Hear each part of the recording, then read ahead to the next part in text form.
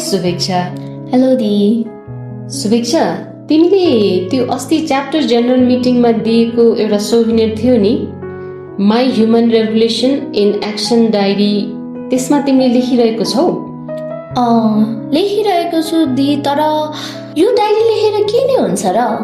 ल शुभेच्छा, उसो भए तिमी एकचोटि कल्पना गर कि एउटा संसार बदल्ने एकदमै गोप्य हतियार छ, तर त्यो हतियार कुनै ठुलो राजनैतिक नारा होइन, सडकमा गरिने विशाल आन्दोलन पनि होइन, कुनै मञ्चबाट दिइने चर्को भाषण त झनै होइन। भनेपछि दी त्यो हतियार के हो त? त्यो हतियार हो बेलुकीको खाना खाने बेलामा आफ्नो मोबाइल फोनको स्विच अफ गर्ने। वाउ, सुन्दा अचम्म लाग्यो।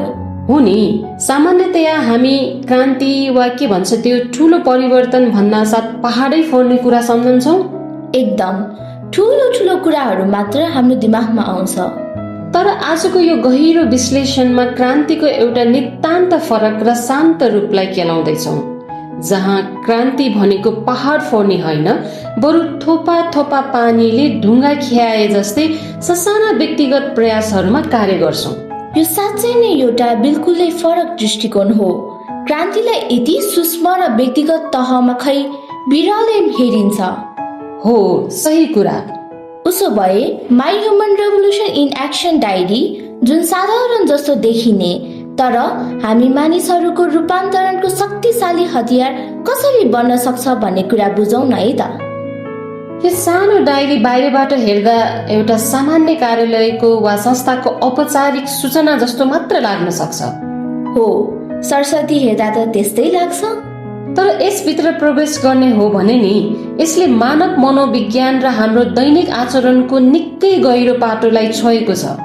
यहाँ सुरुमै धेरै तन एक मन भन्ने भावनामा एकता बढाउने कुरा गरिरहेको छ, तर त्यो एकता बाहिरबाट नियम बनाएर वा कुनै उर्दी जारी गरेर थोपरेर आउँदैन नि। कुनै पनि संस्था वा समाजको वास्तविक एकता प्रत्येक व्यक्तिको आन्तरिक मजबुतीबाट मात्र सम्भव हुन्छ भन्ने कुरा यसको मूल मर्म हो। सही कुरा। मैले सेन्सेको एउटा उदाहरण पनि देखेकी थिएँ जसले यो कुरालाई अझ प्रष्ट पार्छ। कुन चाहिँ उदाहरण? त्यहाँ भनिएको छ, आफूलाई बलियो, गतिशील र विशाल हृदय भएको व्यक्तिमा रूपान्तरण गर्ने प्रयासलाई नै मानव क्रान्ति भनिन्छ र त्यही नै आस्थाको उद्देश्य हो। वाउ, यो साँच्चै शक्तिशाली विचार हो। हो नि दी, आफूलाई विशाल हृदय भएको व्यक्तिमा रूपान्तरण गर्ने कुरा, तर यही उद्देश्य प्राप्त गर्नका लागि सदस्यहरूलाई डायरी दिएको हो नि। तर यसमा एउटा निकै कडा शर्त पनि राखिएको छ। हो, त्यो शर्त नै यसको सबैभन्दा रोचक पक्ष हो जस्तो लाग्छ मलाई। कसरी दी? यहाँ प्रश्न पारेको छ कि शब्द बिना यो डायरी केवल एउटा खाली कापी मात्र हो, यसको आफ्नै कुनै जादुई शक्ति छैन। भनेपछि लेख्नु नै पर्यो। एकदम। यसको मूल्य तब मात्र स्थापित हुन्छ जब यसमा आफ्नो जीवन निखार्ने दैनिक ससाना कार्यहरू र विजयहरू लेखिन्छन्। मनोविज्ञानको दृष्टिकोणबाट हेर्ने हो भने पनि यो आज दिनभरि के गर्ने भनेर लेख्ने साधारण टु डु लिस्ट होइन। यो त आत्मचिन्तनको एउटा जीवित अभिलेख हो। जब मानिसले आफ्ना आन्तरिक सङ्घर्षहरू र त्यसलाई जित्न गरेका ससाना प्रयासहरूलाई कापीका पानामा उतार्छन् नि, उसले हाम्रा अमूर्त विचारहरूलाई एउटा भौतिक रूप दिइरहेको हुन्छ। लेख्ने कार्यले मस्तिष्कलाई एउटा संकेत दिन्छ कि यो परिवर्तन साँच्चै महत्त्वपूर्ण छ, जसले गर्दा मानिस आफै प्रति गहिरो रूपमा जवाफदेही बन्छ। वाउ, भनेपछि यो त ठ्याक्कै एउटा महँगो जिमको सदस्यता लिएको जस्तै पो भयो है दी? एकदम सही उदाहरण दियो। होइन त, जिमको कार्ड खल्तीमा राख्दैमा वा नयाँ जुत्ता किनेर घरमा राख्दैमा कोही रातारात स्वस्थ कहाँ हुन्छ त? हुँदैन, पसिना त बगाउनै पर्छ। स्वस्थ हुन त त्यहाँ गएर मेसिनहरू उठाउनै पर्छ। डायरी पाएर मात्र क्रान्ति हुँदैन, त्यसमा दैनिक कर्मको मसी पनि भर्नुपर्छ। सही कुरा। तर मेरो मनमा एउटा प्रश्न उब्जियो दी। के प्रश्न शुभेच्छा? यो जुन ससाना विजयहरू भनिएको छ नि दी, त्यो व्यवहारमा चाहिँ कस्तो देखिन्छ? के यो कुनै ठुलो समाज सेवा वा बाटोमा गएर नारा लगाउने कुरा हो? हामी अक्सर यस्तै सोच्ने गल्ती गर्छौँ। ठुला आध्यात्मिक लक्ष्यहरू वा व्यक्तिगत परिवर्तनलाई टाढाको कुनै महान कार्यसँग जोडेर हेर्छौँ। हो नि दी, क्रान्ति भनेपछि त ठुलै हुनुपर्छ जस्तो लाग्छ। तर यहाँ भनिएको क्रान्तिको सुरुवात आफ्नै परिवार र वरपरका मानिसहरूसँगको अत्यन्तै सामान्य दैनिक अन्तर्क्रियाबाट हुन्छ। बाहिरी सम्बन्ध र अरूका लागि गरिने साना कार्यबाट नै हाम्रो भित्री रूपान्तरणको जग बस्छ। मैले यहाँ भएका उदाहरणहरू हेर्दा त म पनि आफै छक्क परे। के छन् त्यसमा? कोसेन्डुफू वा अरू व्यक्तिका लागि गरेको एक कार्य अन्तर्गत यति साना तर आजको समयमा अत्यन्त प्रभावकारी कुराहरू छन्। तर यहाँनिर म अलिकति अल्झिएँ। के कुरामा? अरूका लागि हार्दिक प्रार्थना सहित गोङ्ग्यो र दाइमुगु गर्ने र कोसेन्डुफू भन्ने शब्द पनि उल्लेख छ। यसको मतलब भनेको जो कोहीले पनि अभ्यास गर्न मिल्छ। गोङ्ग्यो र दाइमुगु भनेको चाहिँ आफ्नो लागि मात्र नभई अरूको भलाइको लागि पनि गरिने गहिरो प्रार्थनाको अभ्यास हो। कोसेन्डुफूलाई सामान्य अर्थमा बुझ्दा यो भनेको व्यक्तिको खुसी र आन्तरिक रूपान्तरणबाट सुरु भएर अन्ततः समाज र विश्वमै शान्ति र सद्भाव स्थापना गर्ने एउटा बृहत लक्ष्य हो। यसले मानिसहरूलाई अहंकारबाट मुक्त गरी अरूप्रति करुणा र समानुभूति जगाउन मद्दत गर्छ। भनेपछि यो कोसेन्डुफू भनेको चाहिँ आफ्नै डाइनिङ टेबलबाट सुरु हुने विश्व शान्तिको यात्रा पो रहेछ। हो, तर यहाँ अर्को एउटा कुरा पनि छ जसले मलाई सोच्न बाध्य बनायो। के कुरा दी? त्यहाँ पानी र बिजुली सचेत रूपमा बचत गर्ने कुरा पनि छ। त्यो पनि छ। बत्तीको स्विच अफ गर्नु र ठुला आध्यात्मिक रूपान्तरण हुनु बीच कसरी तालमेल मिल्छ र? यो त अलि धेरै नै सामान्य र भौतिक कुरा भएन र? बाहिरबाट हेर्दा यो केवल एउटा बत्ती निभाउने वा धारा बन्द गर्ने कुरा जस्तो मात्र लाग्छ दी। तर यसको भित्री मेकानिजमलाई बुझ्ने हो भने यो माइन्डफुलनेस अर्थात् सचेतनाको उच्च अभ्यास हो। कसरी? जब मानिसहरूले कोठाबाट बाहिर निस्किँदा सचेत भएर बत्ती निभाउँछ नि दी, उसले आफ्नो व्यक्तिगत घेराबाट बाहिर निस्किएर समग्र पृथ्वी र यो सीमित स्रोत साधनहरू प्रतिको आफ्नो जिम्मेवारी महसुस गरिरहेको हुन्छ। वाउ, मैले त यसरी सोचेकै थिएन। म पनि यस कुरामा ध्यान दिन्छु अबदेखि। म मात्र होइन, यो संसार अरूको पनि हो भन्ने बोध यसले गराउँछ। साना कुरामा सचेत हुन सक्ने व्यक्तिहरूले नै पछि गएर ठूलो जिम्मेवारी वहन गर्न सक्छ। भनेपछि नेतृत्व र क्रान्तिलाई सधैँ ठूला मञ्चहरूमा वा पत्रपत्रिकाको हेडलाइनहरूमा मात्र खोजेर हामीले गल्ती गरिरहेछौँ, होइन त? एकदमै हो दी। यो डायरीको अर्को खण्डले साधारण जीवनबाट उत्कृष्ट जीवनको रूपान्तरण बारे भनेको छ नि। अघिको खण्ड बाहिर कार्यसँग सम्बन्धित थियो भने यो खण्ड नितान्त आन्तरिक मानसिक र सोचको रूपान्तरणसँग सम्बन्धित छ। मलाई यो खण्डले एकदमै तान्यो। किनकि दी, यहाँ भौतिक काम भन्दा पनि मानसिक परिवर्तनका बुदाहरू छन्। जस्तै पहिलो बुदा नै छ ईर्ष्या उठेको महसुस गरेर त्यसको सट्टा प्रशंसा रोज्ने। तर एकछिन पर्खनुहोस् त दी, मलाई यहाँतिर अलिकति शङ्का लाग्यो। के कुरामा शङ्का लाग्यो सुवेक्षा?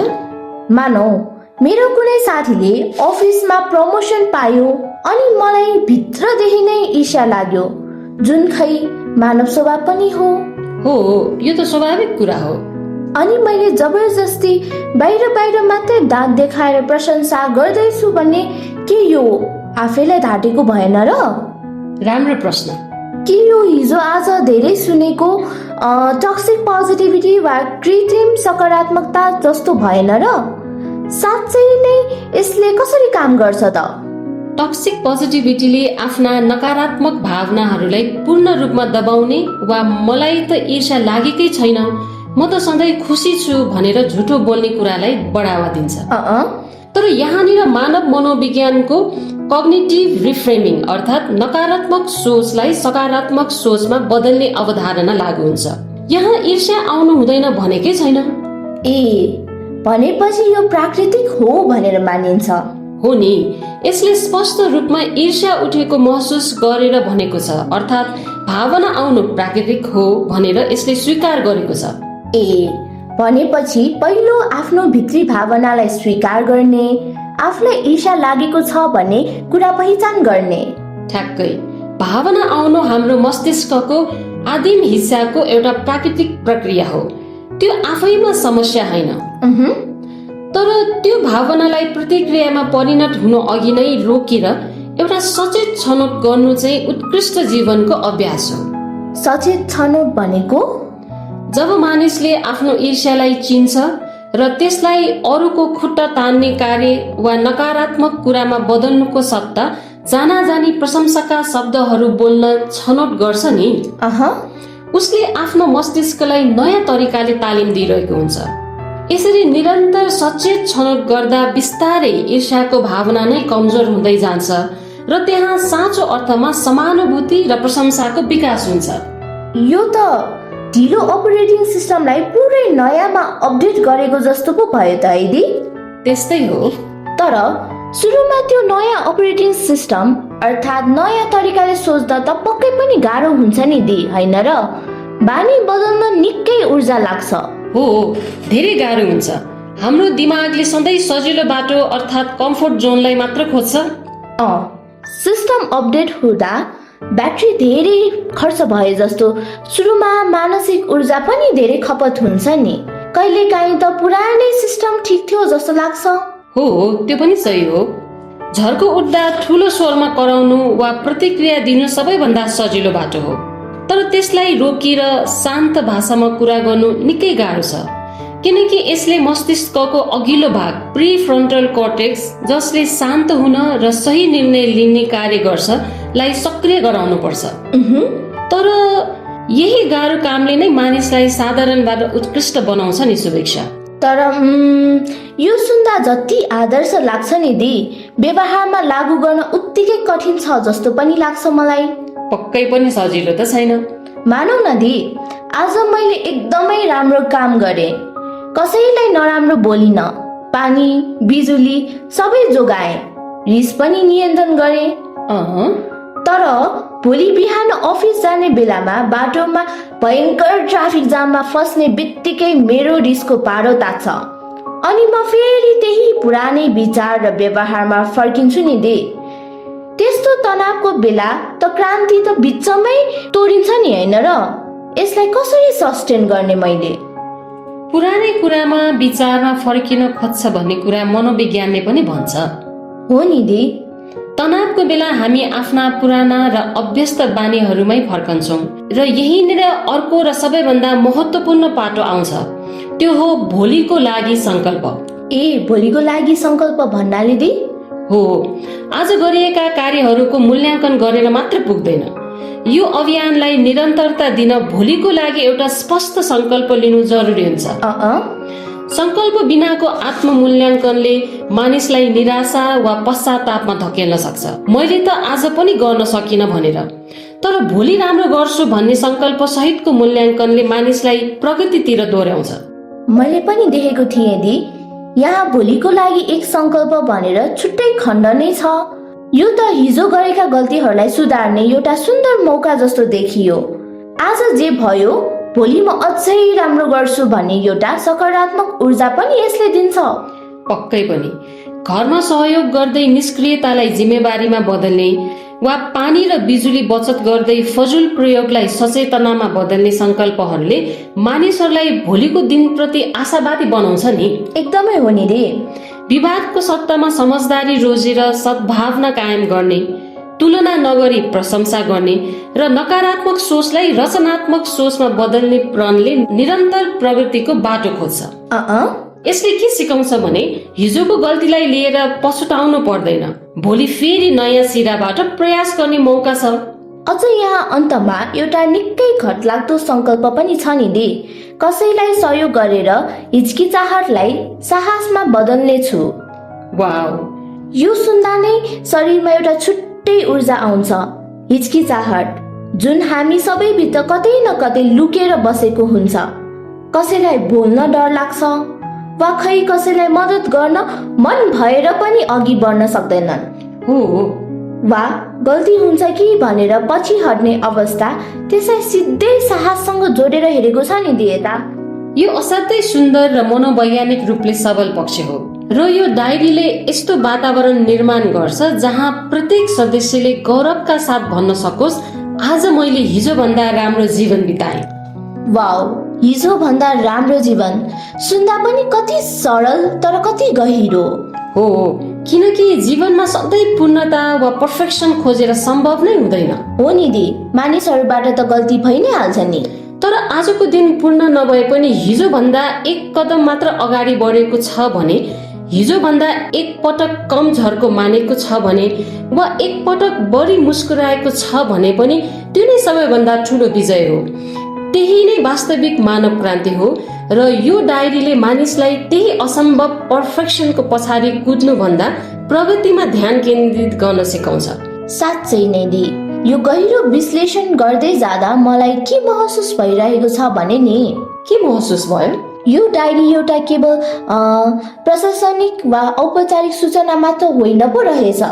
यो त मानिसको दैनिक जीवन, बानी र व्यवहार र सोचलाई सुधार्ने एउटा गहिरो दार्शनिक र सँगसँगै एकदमै व्यवहारिक मार्गदर्शन पो रहेछ। एकदमै सही निष्कर्ष निकाल्यो। हामीले सुरुमा कुरा गरे जस्तै क्रान्ति भनेको साँच्चै नै थोपा थोपा पानीले ढुङ्गा खियाउने प्रक्रिया नै रहेछ।